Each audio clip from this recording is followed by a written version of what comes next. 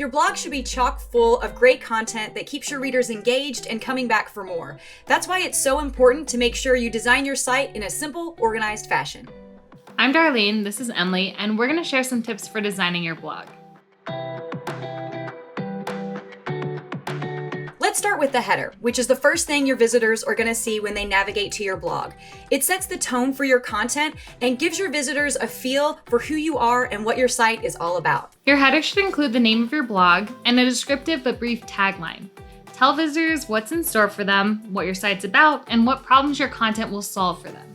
Great headers also include a call to action. This can be something as simple as subscribe to my blog or follow me on social media. You can add an image to your header, but if you do, make sure that it isn't so large that it makes it so your content falls below the fold. You don't want your site visitors to have to scroll down in order to see your content. After all, that's why they're there. Readers should be able to get the main idea before they have to scroll. You may be wondering what colors and fonts you should use for your blog. The good news is your website theme should come with preset colors and fonts, making it easier for you to choose something that you like. If you want to alter your options from there, you can, but make sure you do your research and pick colors and fonts that go well together. If you use too many colors and too many fonts, it can take away from your site's appeal. Let's talk about the blog posts themselves. If you want to use images and videos to enhance your post, go for it. We recommend using full-width images and videos whenever you add them.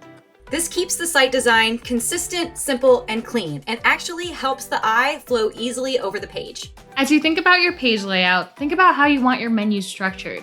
A blog design with a sidebar down the left or the right side of the page to showcase other links or posts is helpful. Just don't try to get fancy and do both. Your site will end up looking really cluttered, and you may leave your visitors confused as to where they should be looking.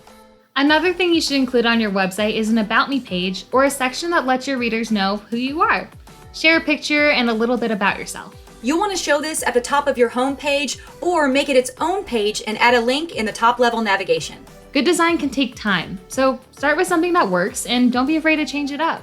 It'll surely evolve over time along with your blog. I'm Emily, this is Darlene. Happy blog designing!